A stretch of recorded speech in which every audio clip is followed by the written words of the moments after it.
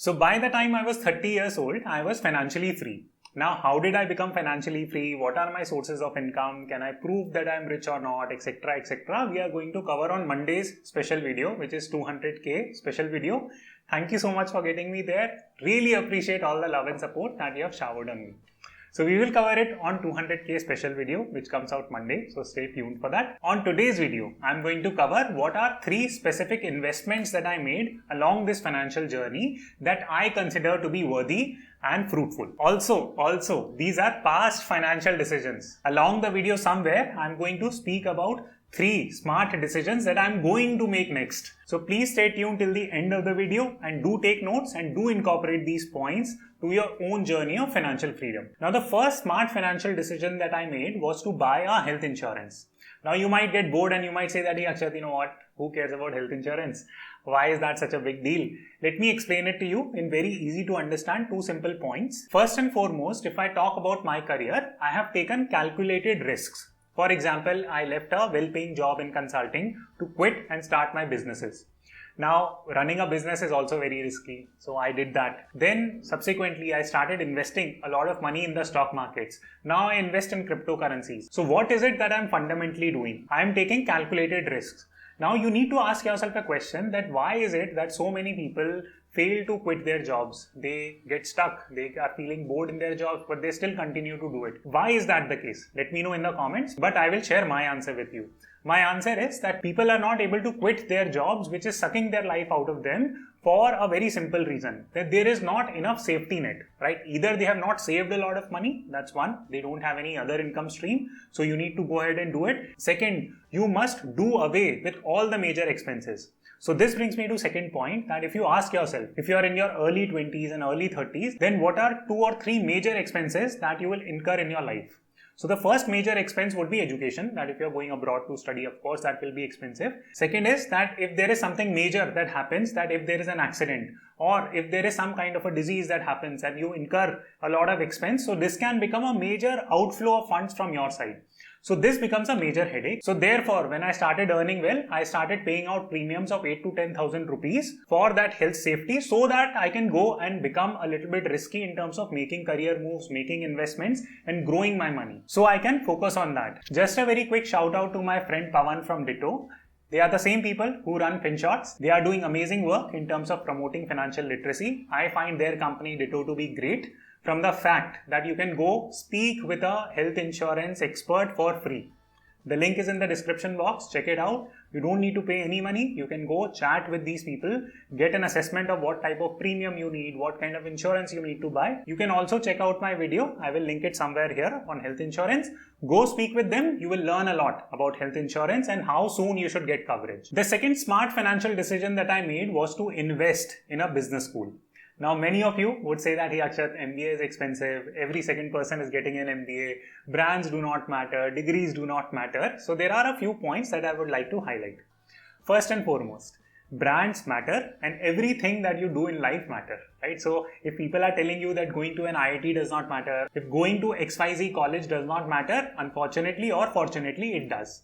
So everything that you do, whether you are hardworking, whether you have the ability to learn new skills, what college have you gone to, how do you speak, how do you conduct yourself, every single thing matters in life. So please do not believe in the narrative that, hey, colleges do not matter anymore. According to me, this is my personal opinion, a lot of people can disagree with this. According to me, colleges do matter a lot and they will continue to matter a lot. Now, very quickly, according to me, the primary advantage of going to a good brand, be it BCG, be it Dalberg, be it McKinsey, be it INSEAD Business School, be it IIM Ahmedabad, the primary advantage of this brand is something called a signaling effect. Right? Signaling effect in short means this, right? And please participate in this exercise. So the exercise is very simple. So let's say that you run a startup, right? And you have 2 options. One is that you can hire someone who has graduated from Wharton. And number 2, you have an option of hiring someone who is not from a very good name business school. And both are coming at approximately the same salary. So whom would you like to hire? That's it. That's all the information that you have. Now, of course, you will say that, Akshat, I would want to speak with the candidate, try to understand their interview style, how they gel with the company. All those angles are great and I'm all pro for it. But there are logistical constraints. During a traditional interview, how long does the person get to speak with you? They will speak with you for 30 minutes, 40 minutes, 1 hour, 1.5 hours max, right? But how can you estimate someone's skills in 1.5 hours? Therefore, I believe that having a strong signaling effect on your resume can do wonders for you, and that was the reason why I went and invested in a really good MBA program, which is consistently ranked in one of the top 5 business schools in the world. Now, very quickly, before you start giving me counter arguments, there are a couple of additional points that I would like to highlight. So, number one, the world is moving towards hiring more skilled people, right? So, if you are skilled in your domain, then you will definitely reap advantages. Now, these days, companies have started assessing your skills really well, right? So I am all pro in terms of building your skills, and I myself advocate that you should go out, irrespective of which college you are studying at. You should focus on skill development, learning, read books, learn, do online courses, etc., etc. You should invest time in developing your skills, right? That's first part. But people confuse this with the second point, which is they assume that, hey, either you can be from a great college or you can have great skills, right?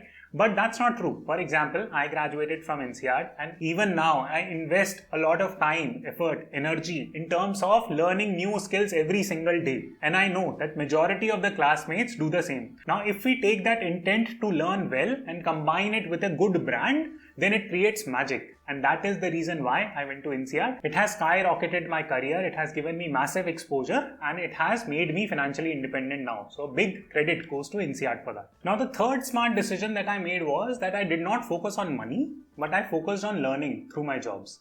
Now this might sound very confusing that you, Akshat, you are saying that you became financially independent, but you are not concerned about the money. I'm not saying that I was not concerned about the money. It was just that I valued learning more, because I always believed in this fact that, hey, in the early part of your career, you should focus a lot on learning. You should pick up jobs, opportunities that allow you to learn from people, that allow you to get smarter, that allow you to absorb a lot of data, that allow you to learn about new industries.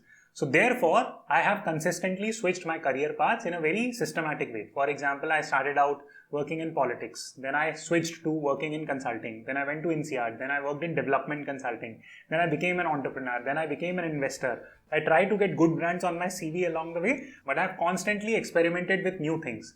Even now, my focus is that, hey, which industry, which new area can I learn more about? These days, I'm investing immense amount of time learning about cryptocurrencies and blockchains, right? Because I feel that learning more about tech, learning about how finance is getting disrupted, this is where the world is moving towards. So learning about DeFi, learning about blockchain, these are some key areas that you should also invest your time in. Now you might ask me that, hey, Akshat, you have switched your career paths and you seem like a little bit unfocused. No. So I follow a philosophy which I call as top 5% rule.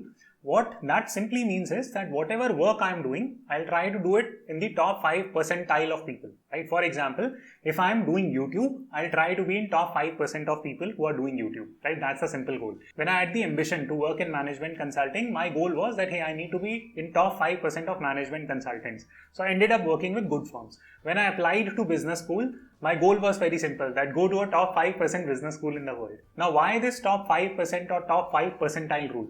The answer is very simple, that the magic happens at the top. The competition is also less at the top. Yes, going through that grind of getting to top 5% is very hard. You have to put in a lot of hard work, but at the top, competition is less. But if everyone is just working for 4 hours, you're also working for 4 hours, you're also doing the same things that your classmate is doing, then essentially you are just facing the same level of competition and there is no competitive advantage that you have. So my philosophy is very simple, that if I'm picking a piece of work, whether it is starting a new company or whether it is starting a YouTube channel, my effort will be that I'll be in top 5%. Now, do I succeed every single time? No, right? I have failed numerous times and I'll probably make a video on that as well. But my intent is that I'll put in so much hard work that I will be in top 5%. So just to recap, and before you drop off, I'm going to explain in the next section what are next 3 smart financial decisions I'm going to make. So just to recap, 3 smart decisions I have made in the past is 1, buying a health insurance. It gives me more freedom to do things and take calculated risks. Number 2 was getting into a top tier MBA program. Number 3 was picking up jobs that gave me more learnings rather than money. So what are the next 3 financial decisions I am making today? So number 1, I am trying to invest more of my portfolio into cryptocurrencies. Now, this is not something that I would advise you to do. You need to do your own due diligence, and this is not an investment advice video. I am simply telling you what I am going to do. So, I am going to invest more money in cryptocurrencies.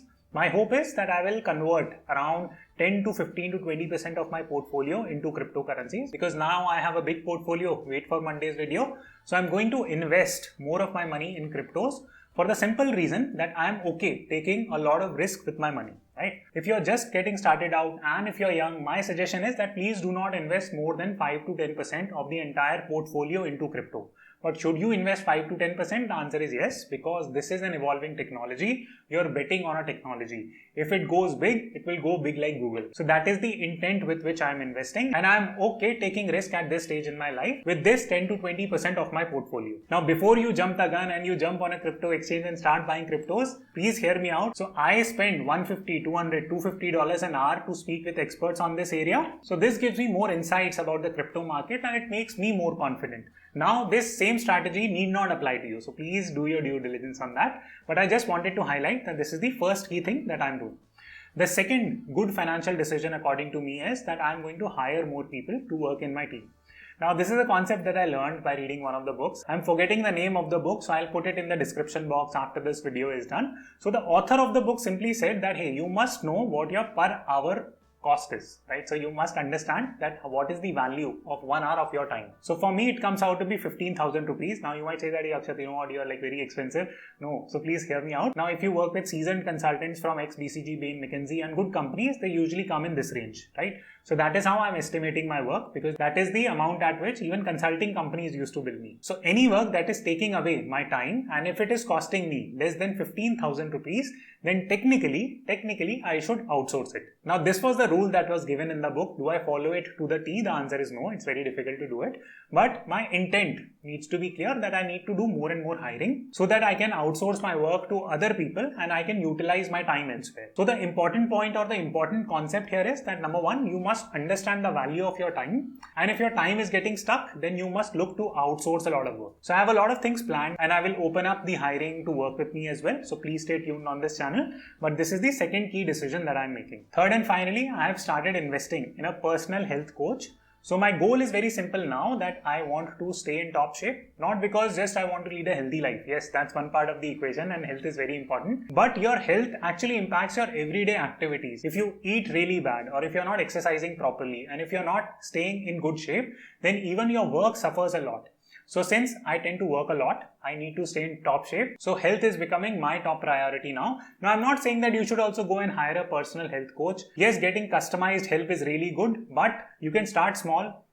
Up until this point in my life, so I've been doing basic HIIT exercises and basic weight training, which has kept me in okay shape, right? I want to take my fitness to the next level. So I'm investing in a personal coach, but you can get started small and start curating a little bit of time for your side to these activities. And yes, if you're not in top shape and if you feel that your health is suffering, please do buy a health insurance as soon as you can, because as you get older and if you get impacted by certain diseases, the premium of your healthcare plan also goes up and it escalates. So just to conclude, going forward, I'm going to invest more and more money in cryptos. Number two, I'm going to hire and build teams. And number three, I'm going to focus a lot on my health. So I hope you found this video to be useful and insightful, and I'll see you tomorrow.